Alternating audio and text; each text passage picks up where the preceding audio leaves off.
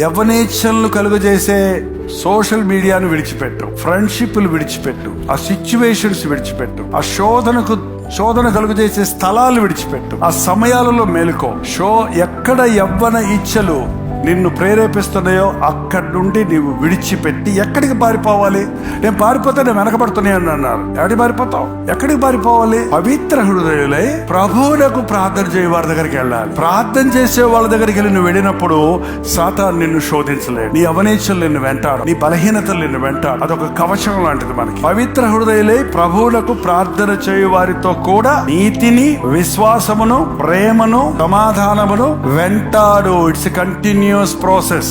Spirituality అనేది ఒక రోజు కాదు, దినదినము దేవునికి దగ్గరగా చేరాలి. ప్రతిరోజు అభ్యాసం చేసుకోవాలి, దేవునితో మాట్లాడుకోవటం, ఆయన చిత్త ఎరగటం, ఆయన బిడ్డలతో కలిసి ప్రార్థించటం. అప్పుడు మనం జయ జీవితాలు జీవిస్తాం.